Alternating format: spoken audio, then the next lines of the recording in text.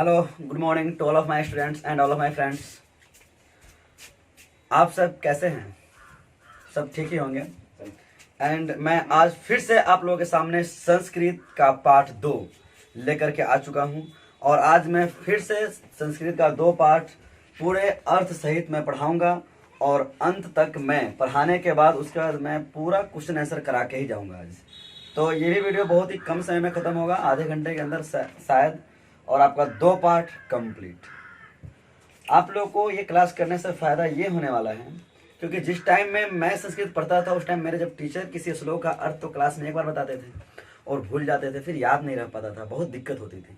लेकिन इस वीडियो के माध्यम से आप लोगों को ये फ़ायदा होगा कि जब मैं किसी श्लोक का अर्थ बता रहा हूँ आप उस अर्थ को बार बार देखोगे और इससे आपको बहुत ही बेनिफिट होगा। और आप सभी इसके अर्थ को तो देखोगे ही, और जब मन करे वहाँ वीडियो रोक करके लिख भी सकते हो। ओके, तो मैं ज़्यादा टाइम वेस्ट ना करते हुए आज फिर से पढ़ाने की इस महफिल में पाठ 2 लेकर के आ चुका हूँ। पाटलिपुत्र वैभव। संस्कृत के पाठ 2 का नाम है पाटलिपुत्र वैभव, यानी वैभव मतलब ऐश्वर्य। पाटलिपुत्र यानी पटना का प्राचीन नाम है। पाटलिपुत्र वैभव का मतलब है पटना का सौंदर्य, पटना का ऐश्वर्य, पटना का वैभव। उसी के बारे में इस पाठ में सब कुछ दिया हुआ है। वो प्राचीन काल से लेकर अब तक उस नगर की शोभा व्यवस्था, उस पटना महानगर की तमाम वैसी बात इसमें दी हुई है शायद जो आप नहीं जानते हो या जानते भी हो। तो इस पाठ के माध्यम से आप सब सुनने का प्रयास करें, अपने अपने पास किताब खोल कर रखें और लाइन बाय लाइन में अर्थ कहूँगा। और जहाँ मुझे इम्पोर्टेंट लगेगा, जो एग्जामिनेशन में बार बार आता है, वो आप वहीं पे नोट करते रहिएगा और लिखते चलिएगा। कॉपी कलम भी खोल करके बैठे रहिए। और लास्ट में जब मैं प्रश्न आंसर कराऊंगा ध्यान से देखिएगा। यह पाठ 2 है, इसी तरह से मेरा सारा वीडियो आएगा सब पाठ को लेकर के। इसलिए जहां है वहीं शांति से बैठे और मन लाकर पढ़े। ज़्यादा से ज़्यादा इस वीडियो को शेयर करें, लाइक करें, सब्सक्राइब करें और अपने दोस्तों तक पहुँचाएं ताकि आप मजे ले रहे हो तो भी मजे ले। ये मन में नहीं रखिएगा कि हम मजे ले रहे हैं और तुम मत लो, मैं तो पढ़ रहा हूँ तुम मत लो। अरे भाई, सबके लिए है, सब पढ़े सब बढ़े, सबका साथ सबका विकास। तो फिर से आप सभी कॉपी कलम ले लो। मैं एक चीज नोटिस किया हूँ मैट्रिक एग्जामिनेशन में कि जो आप लोग के इस किताब के ऊपर जो ये दिया होता है ये ब्लैक कलर में, इसका हिंदी भी आप लोग को जानना बहुत आवश्यक क्या है, लिखना भी आवश्यक है, क्योंकि इससे भी ऑब्जेक्टिव क्वेश्चन आ जाते हैं। बच्चे इस पर ध्यान देते नहीं है। अगर आपको 100 में 100 मार्क्स लाना है तो इसको भी अच्छे से पढ़ो और इस पर भी ध्यान दो और इसको भी लिखो। तो मैं चाहूंगा कि मैं इसका लाइन बाय लाइन बोलूं और आप लिखो। और फिर इसमें 2 श्लोक भी बीच में दिया हुआ है जो काफी इंपॉर्टेंट है। आप तो कहोगे कि चलो भाई, श्लोक तो बीच में दिया है, ये तो एग्जाम में नहीं आएगा, इसमें तो श्लोक वाले चैप्टर से आएगा, श्लोक जो फर्स्ट चैप्टर में था। लेकिन नहीं, एग्जामिनर आपसे कहीं से भी परीक्षा ले सकता है, नाम ही है परीक्षा। आप कैसे पढ़े हो, किस लेवल से पढ़े हो और कितना गहन अध्ययन किए हो। अगर जो बच्चे इसका अच्छे से अध्ययन कर रहे हैं वही तो 100 में 100 लाएंगे ना सर। स्टेट टॉपर कौन करते हैं? स्टेट टॉप कौन करते हैं? स्टेट टॉपर बनते कौन है? जो इस चीजों को समझते हैं। तो आप लोग भी इस चीजों को समझिए और लिखने का प्रयास कीजिए। तो सबसे पहले मैं पाटलिपुत्र वैभव का जो शुरू से दिया हुआ है मैं वो पढ़ता हूं और आप लोगों को समझाता हूं। लिखा हुआ है किताब सामने रखिएगा। बिहार राज्यस्य राजधानी नगरम पाटलिपुत्रम सर्वेषु कालेषु महत्व धारियत। यानी बिहार राज्यस्य यानी बिहार राज्य की षष्ठी विभक्ति एक वचन है। आप लोग विभक्ति याद करते रहिए कारक का, ताकि बहुत इंपॉर्टेंट वो है, आपको बहुत मदद करेगा इसमें। और व्याकरण की रही बात तो मैं बाद में उसका वीडियो लाऊंगा। सबसे पहले मैं चाह रहा हूँ कि पूरे बुक को खत्म करूँ, उसके बाद मैं 50 नंबर व्याकरण की वीडियो बनाऊं। तो आप लोग व्याकरण भी पढ़ते रहिए। कह रहा है बिहार राज्य की राजधानी नगर, राजधानी नगरम राजधानी नगर पाटलिपुत्रम, पाटलिपुत्र जो भी पटना है, सर्वेषु कालेषु सभी कालों में महत्व धारियत अपना महत्व स्थान धारण करता है। फिर से इसका हिंदी देखिए। बिहार राज्य की राजधानी नगर पाटलिपुत्र सभी कालों में महत्व स्थान धारण करता है। करा अस्य इतिहास सार्ध सहस्र द्वय वर्ष परिमित वर्तते। इसका इतिहास जो है लगभग 2000 वर्ष के इर्द गिर्द माना जाता है। अत्र धार्मिक क्षेत्रम, राजनीति क्षेत्रम, उद्योग क्षेत्रम च विशेषण ध्यानाकर्षणम। यहाँ धार्मिक क्षेत्र, राजनीति क्षेत्र, उद्योग क्षेत्र भी ध्यान आकर्षण करने योग्य है। यानी यहाँ पटना जो है, पाटलिपुत्र जो है, धार्मिक क्षेत्र के दृष्टिकोण से या राजनीतिक क्षेत्र के दृष्टिकोण से और उद्योग क्षेत्र के दृष्टिकोण से भी ध्यान आकर्षित करते हैं। वैदेशिका यात्रिना, वैदेशी यात्रियों में मेगास्थनीज, फाह्यान, ह्वेनसांग, इत्सिंग प्रभृतयः पाटलिपुत्रस्य वर्णम स्वस्व संग अंशमरण ग्रंथेषु चक्रु। कहा जा रहा है कि वैदेशी यात्रियों में मेगास्थनीज, फाह्यान, ह्वेनसांग, इत्सिंग इत्यादि जानकारों ने पटना यानी पाटलिपुत्र का वर्णन स्वस्व अपने अपने स्मरण ग्रंथों में चक्रू किया है। आप सब सोचोगे सर ये पाटलिपुत्र के बारे में वैदेशी यात्री क्यों इसका वर्णन किया? तो मैं आप लोगों को बता दूं कि पाटलिपुत्र यानी पटना जब राजधानी थी बिहार की, उस टाइम आपको पता होना चाहिए कि बिहार में ही नालंदा है, जहां पे नालंदा यूनिवर्सिटी है, जो तो तहस नहस कर दिया गया बख्तियार खिलजी के द्वारा 1204 ईस्वी में, शायद 1204 या 5 में नालंदा विश्वविद्यालय पे आक्रमण किया गया बख्तियार खिलजी के द्वारा। वही बख्तियार खिलजी जो मोहम्मद गोरी का गुलाम हुआ करता था, तो वही नालंदा यूनिवर्सिटी का तहस नहस कर दिया। लेकिन आपकी नॉलेज के अनुसार मैं बता दूं, फॉर काइंड योर इन्फॉर्मेशन, कि उसी यूनिवर्सिटी में विदेशों से लोग पढ़ने आते थे। चाइना, बहुत दूर दूर से आपके बिहार के नालंदा विश्वविद्यालय में बच्चे पढ़ने आते थे, और हम आप तो अभी नहीं जा रहे थे। सोचो, पैदल, जिस टाइम में कुछ होता नहीं था वहां लोग पैदल चलते थे चाइना से, और चलते चलते यहाँ नालंदा बिहार पहुंचते थे। और जो बच्चे यहाँ पे पढ़े और विद्वान बने, वही जब इसका विध्वंस हो गया नालंदा यूनिवर्सिटी का, तो अपने अपने ग्रंथों में वो लोग किए हुए हैं कि नालंदा विश्वविद्यालय कैसा था, उसकी विशेषताओं के बारे में। तो कहा उसी टाइम नालंदा विश्वविद्यालय के बारे में भी और पटना के बारे में भी वो लोग अपने अपने ग्रंथों में वर्णन किया है। तो वहां से भी पटना की जानकारी प्राप्त होती है, क्योंकि वो नालंदा यूनिवर्सिटी का निर्माण कुमार गुप्त वंश का महान शासक कुमार गुप्त ने 413 ईस्वी में किया था। और उसका विनाश तो आपको पता ही है, बख्तियार खिलजी कर दिया था, जिसको लगा कि ये महल है, और पता चला कि जब विनाश किया तो उसके अंदर पुस्तक वगैरह मिला। तो ध्यान से सुनिएगा कि आप लोग सोच रहे हैं कि विदेशी यात्री क्यों वर्णन करेंगे, तो यही कारण था कि यहाँ पर एक यूनिवर्सिटी था नालंदा विश्वविद्यालय, जो पूरे दुनिया में नंबर 1 था। आगे कह रहा है, पाठे अस्मिन, इस पाठ में पाटलिपुत्र वैभवस्य सामान्य परिचय वर्तते। इस पाठ में पाटलिपुत्र के वैभव का सामान्य परिचय है। यानी ये जो पाठ है, आपको मैं पहले ही बता दिया कि यह पाठ पटना के बारे में ही बताएगा। आपको पटना में क्या है, क्या नहीं है, क्या था, इस सब की जानकारी यह पाठ देगा। ध्यान से सुनिए, फिर वीडियो है, मैं रिपीट नहीं करूंगा, आप रिपीट करके देख लेना। ओके, कह रहे हैं कि प्राचीनेषु भारतीयेषु नगरस्य अन्यतमं पाटलिपुत्रम अनुगंगम वसत चित्रम महानगरम बभूव। कह रहा है कि प्राचीन भारतीय नगरों में अन्यतम पाटलिपुत्र गंगा नदी के किनारे महानगर। चलते हैं अब। कह रहे हैं कि प्राचीनेषु भारतीयेषु नगरस्य अन्यतमं पाटलिपुत्रम अनुगंगम वसत द्विचित्रम महानगरम बभूव। प्राचीन भारतीय नगरों में पाटलिपुत्र गंगा के किनारे बसा एक श्रेष्ठतम और वसत विचित्र महानगर बभूव था। तद विषय दामोदर गुप्तो नाम कवि कूटनिमिताख्य काव्य कथयति। उसके विषय में दामोदर गुप्त नामक कवि अपने कूटनिमिताख्य काव्य में क्या कहते हैं वो सुनिए। दामोदर गुप्त कवि है जो पटना का वर्णन कर रहे हैं और जो अपने ग्रंथों में कह रहे हैं। देखो, यही एग्जाम में आपका आता है, ये बीच से उठा लिया। अस्ति महितल तिलकम सरस्वती कुलगिरिहम महानगरम नामना पाटलिपुत्रम परिभूत पुरंदर अस्थानम। कहने का मतलब है कि ये श्लोक आपके एग्जाम में दे देगा, क्या इसका अर्थ लिखो, 2 नंबर का आ जाएगा। और आप लोग तो इसको किताब के अंदर है तो समझ के उड़ा दीजिएगा, किताब के अंदर का है तो आएगा ही नहीं। तो आप लोग इसका अर्थ सुनिए और लिखने का प्रयास कीजिए, कॉपी कलम निकालिए और लिखिए। अस्ति महितल तिलकम, यहां पृथ्वी पर ललाट के चंदन के समान। कह रहा है दामोदर गुप्त नामक कवि जो है वो इस पटना का वर्णन करते हुए कहते हैं, कूटनिमिताख्य काव्य में दामोदर गुप्त नामक कवि ने पटना की विशेषताओं का वर्णन बताते हुए कहा है कि आप ऐसे लिखिएगा एग्जामिनेशन में कि कूट निमित्ताख्य काव्य में दामोदर गुप्त नामक कवि पटना का वर्णन करते हुए बताए हैं कि इस पृथ्वी पर ललाट के चंदन के समान, इस पृथ्वी पर ललाट के चंदन के समान अस्ति महितल तिलकम, इस पृथ्वी पर ललाट के चंदन के समान पटना नामक महानगर स्थित है।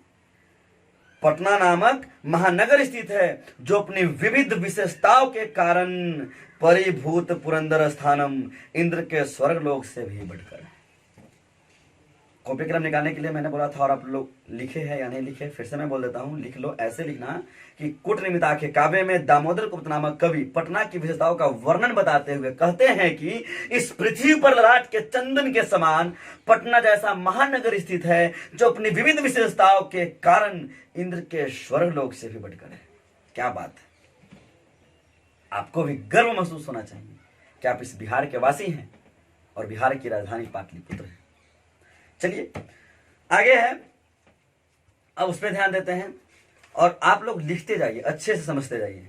कह रहा है कि इतिहास श्रूयते, इतिहास में ऐसा सुना जाता है, यत गंगाया तीरे बुध काले पाटली ग्राम स्थित अस्ति। कह रहा है कि इतिहास में यह सुना जाता है कि भगवान बुद्ध के समय गंगा नदी के किनारे पाटलिपुत्र ग्राम स्थित था। यत्र च भगवान बुद्ध बहुकृत्व समागत, यहाँ भगवान बुद्ध अनेकों बार आए हैं।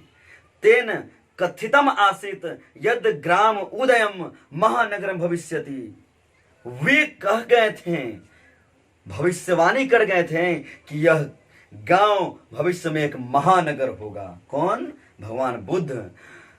किंतु परंतु कलहस्य अग्निदाहस्य जलपुरस्य च भयात सर्वदा आक्रांतम भविष्यति। लेकिन उन्होंने ये भी बोला कि ये तो महानगर होगा ही, लेकिन अग्निदाह से, अत्यधिक बाढ़ आ जाने से, यह कलह से हमेशा आक्रांत यानी घिरा हुआ रहेगा, क्योंकि नदी के किनारे है तो बाढ़ तो आ ही सकता है। कालांतरेण पाटली ग्राम एवं पाटलिपुत्रम इति कथित, बाद में यही पाटली ग्राम पाटलिपुत्र नगर कहा गया। चंद्रगुप्त मौर्य से काले अस्य नगरस्य शोभा रक्षा व्यवस्था च अति उत्कृष्टा आसीदिति यूनान राजदूत मेगा अस्थनिज सव अस्मरणेषु निरूपयति।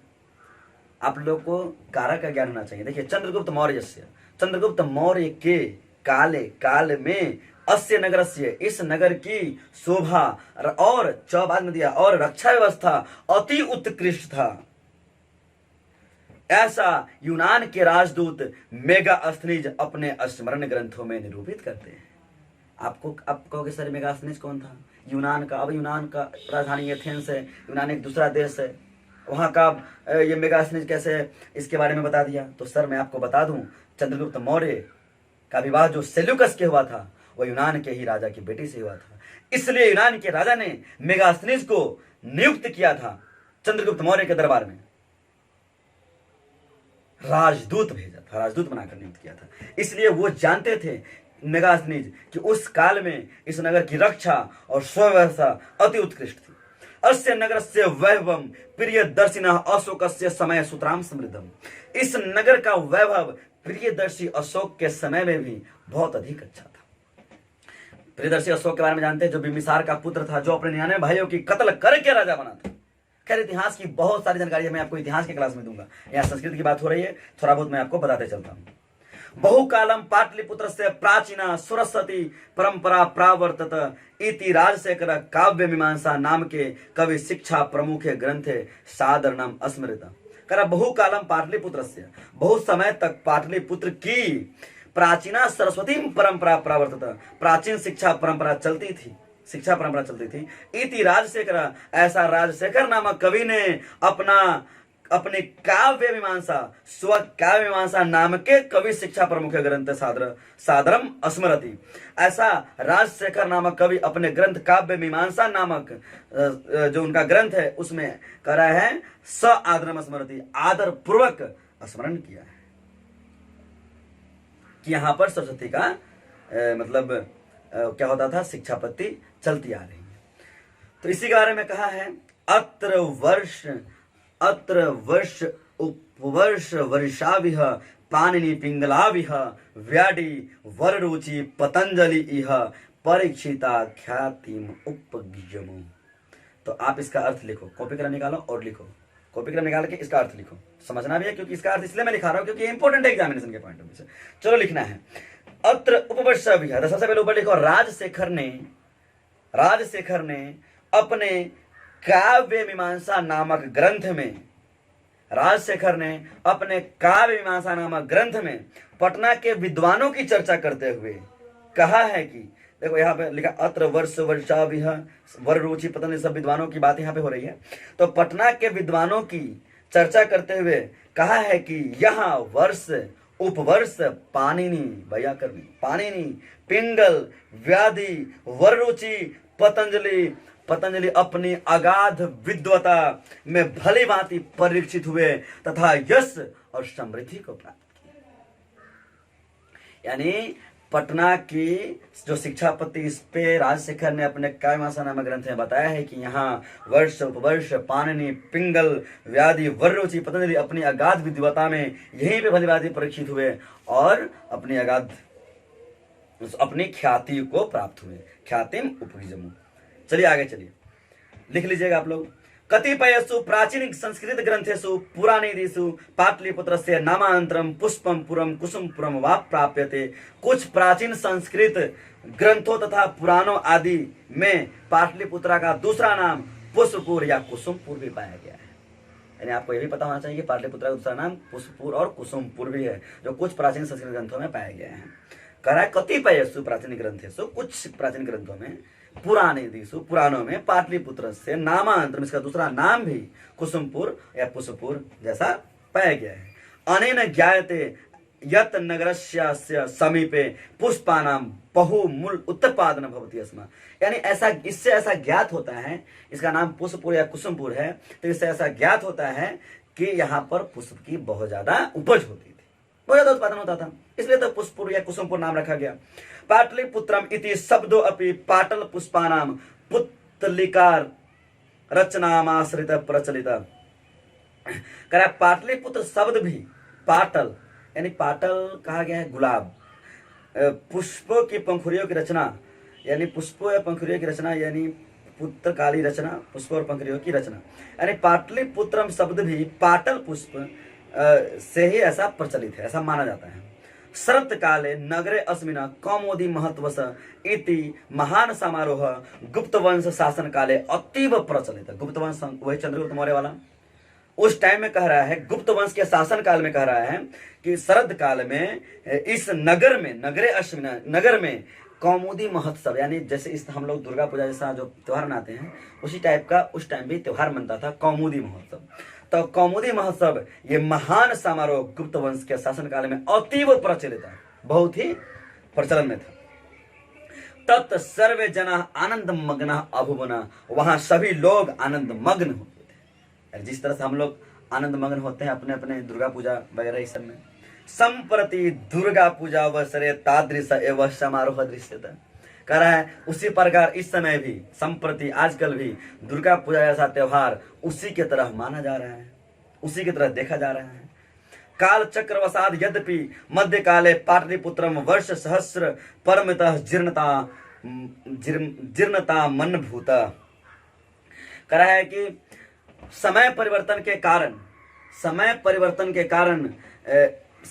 होता गया। बहुत समय बाद ये जो पाटलिपुत्र था ये भी अपने जो है पिछड़ेपन का अनुभव किया, है ना, पिछड़ा हुआ अनुभव किया। समय बीतने हर टाइम तो अपने देश की स्थिति समान नहीं रही। अपना भारत भी देख लो, बीच में अंग्रेजों का गुलाम रहा, बहुत दिनों तक मुस्लिमों का शासन था, अभी चल रहा है। तो हर समय तो स्थिति समान नहीं होती। उसी तरह से कहा जा रहा है कि उस एक समय था कि ये भी पिछड़ा रूप पाया।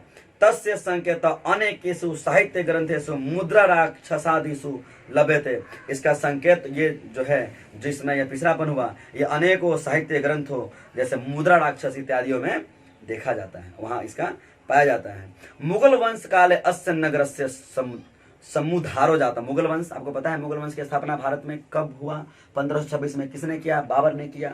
तो उस टाइम की बात है 1526। उस टाइम में यहाँ इस नगर की व्यवस्था बहुत अच्छी थी। आंग्ल शासन काले च पाटलिपुत्र से सुतराम विकास हो जाता। आंग्ल शासन काल यानी आंग्लो जब भारत में शासन किया करते थे उस टाइम पाटलिपुत्र की जो विकास थी सुतराम बहुत अधिक हुई। नगरम इदम मध्य काले एवं पटनेति नामना प्रसिद्धिमिगात।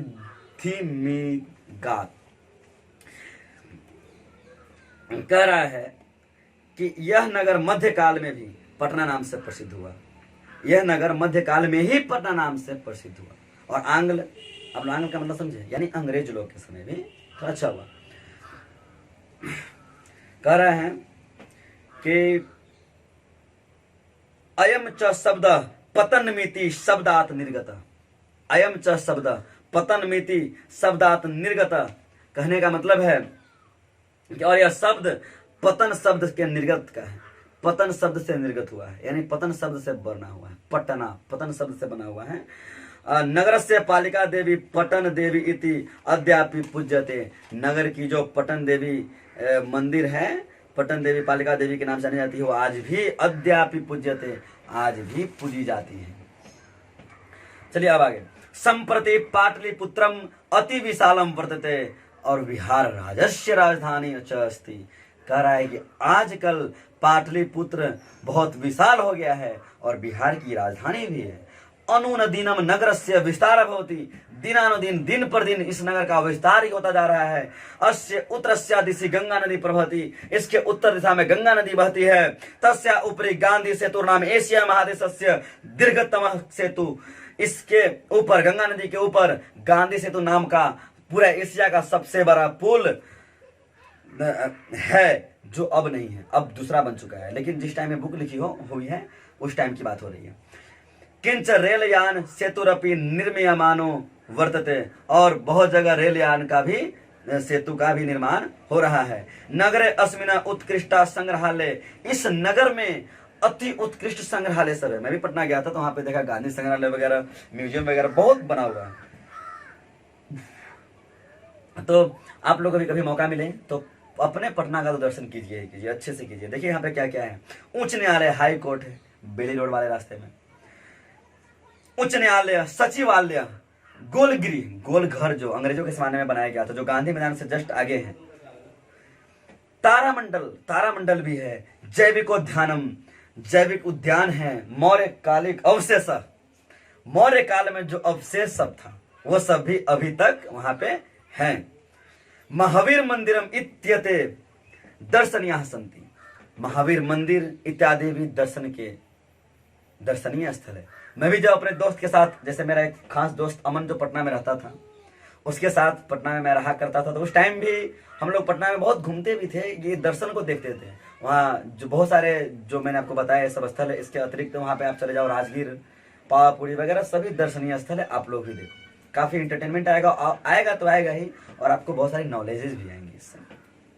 अब यह पाठ खत्म ही होता है और बहुत जल्द मैं प्रश्न कराऊंगा टोटल, और आप लोग पूरे प्रश्न आंसर को नोट कीजिएगा और अच्छे से ईमानदार होकर पढ़िए और स्टेट टॉप होइए और 100 में 100 मार्क्स लाइए। ठीक है, चलिए।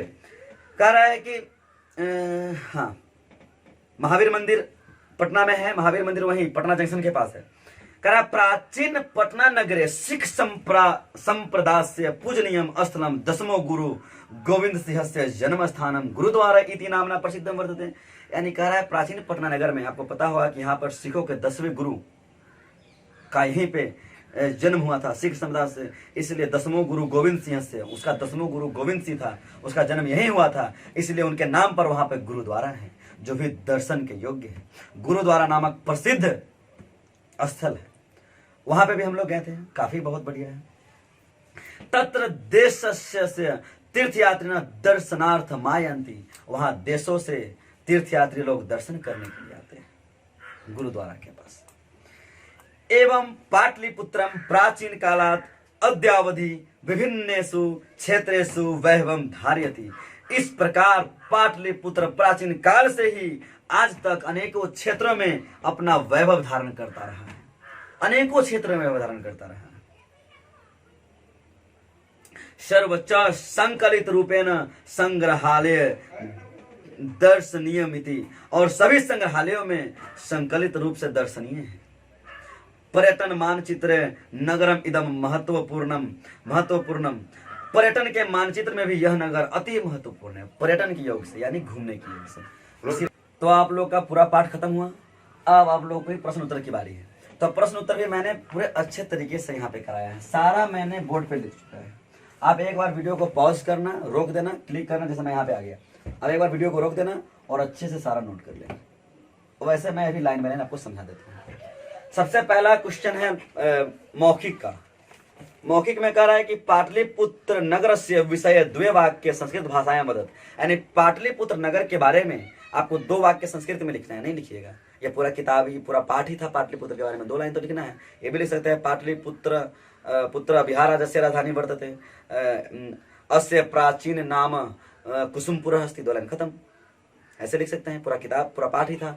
अगला कह रहा है कि अधोलिखितानाम, इस सबका विग्रह पदत, तो इस सबका जो विग्रह करना था, समास का विग्रह करना था, मैंने यहाँ पे लिख चुका है। आपको बस यहाँ से नोट कर लेना है। देखो पहला है सचिवालय, तो सचिवा नाम आलय खष्टी तत्पुरुष। उसी प्रकार अगला है गोल गृहम, तो गोलम तत् च गृहम कर्मधारय। अगला है महितल तिलकम, तो महितल से तिलकम खष्टी तत्पुरुष। इसी प्रकार से मैंने सब यहाँ पे लिख चुका है। तो आप लोग इसको लिखते रहिएगा और इसको याद भी करने की कोशिश कीजिए, क्योंकि एग्जाम में भी आता है। आपको ये दे देगा, पूछेगा कौन समास है, उससे आ जाएगा। तो आपको मैं यहाँ पे ब्रैकेट में लिख चुका हूँ और इसका मैंने विग्रह भी कर दिया है। अगला कह रहा है कि महानगरम, तब महत च तत् नगरम कर्मधारे। अगला कह रहा है सरस्वती कुलगृहम, तब सरस्वत्या कुलगृहम खष्टी तत्पुरुष। कंप्लीट हुआ। 3 नंबर में कह रहा है संधि विच्छेद, तो संधि विच्छेद आप ही की किताब में लिखा हुआ है, उसमें सब दिया हुआ है, एक भी नहीं छोड़ा है, तो मैंने इसको स्किप कर दिया है। अब आगे आ रहा है लिखित प्रश्न आंसर। तो लिखित प्रश्न आंसर में आपको करना क्या है मैं आपको बताता हूँ। कह रहा है कि इस सारे प्रश्न का आंसर लिखना है। तो आपको यहाँ पे एक संस्कृत बहुत ही आसान सब्जेक्ट है। जैसे एक क्वेश्चन है कूटनिमिताख्यम काव्यम कस्य कवि रचना अस्ति, यानी कूटनिमिताख्य जो काव्य है किस कवि की रचना है।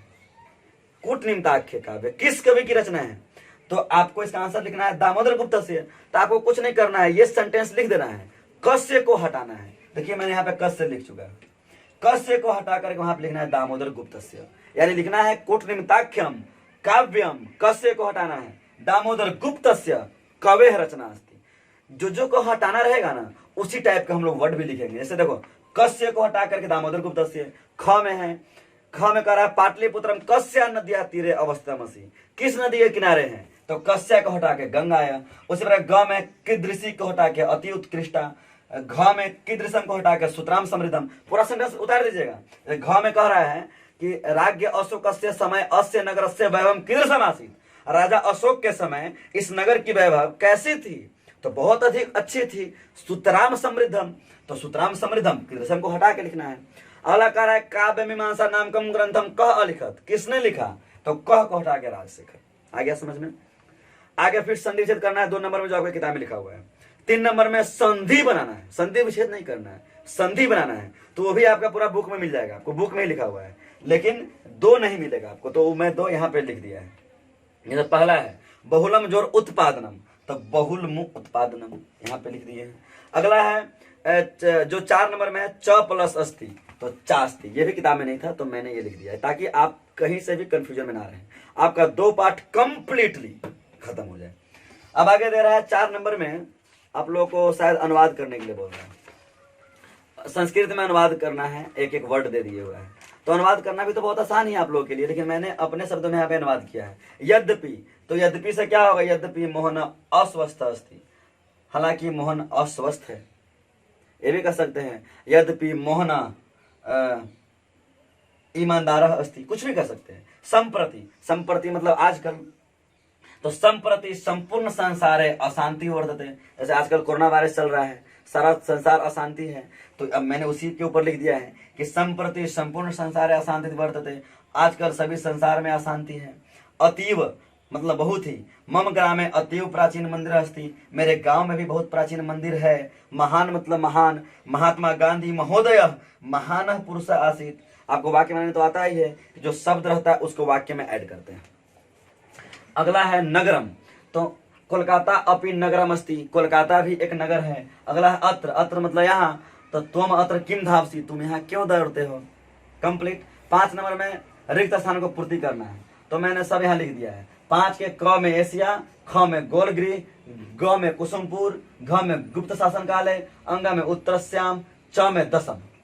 फिर 6ठा नंबर में बहुत इंपॉर्टेंट कह रहा है कि अधोलिखितेषु वाक्येषु रेखांकित पदानि आधारीकृत प्रश्न निर्माण कुरुत, यानी आपको सब उत्तर लिखा हुआ है, आपको प्रश्न का निर्माण करना है। यानी पहले प्रश्न पूछता था, उत्तर बनाना होता था, इसमें उत्तर लिख दिया है, कह रहा है प्रश्न बनाना है, तो उत्तर लिख दिया है, आज सबके अंडरलाइन कर दिया है। तो आपको अंडरलाइन वाले वर्ड को हटाना है, और अंडरलाइन वाले वर्ड को हटा के वहां पे क्या लिखना है, जैसे तत्र तीर्थयात्रिणा दर्शनार्थ मायंती, क में है तो तीर्थयात्रिणा को हटा करके वहां पे कह लिख देना है, यानी तत्र कह दर्शनार्थ मायंती, क्वेश्चन बन गया। ख में मध्य काले को हटा के कस्मिन काले, प्रश्न बन गया।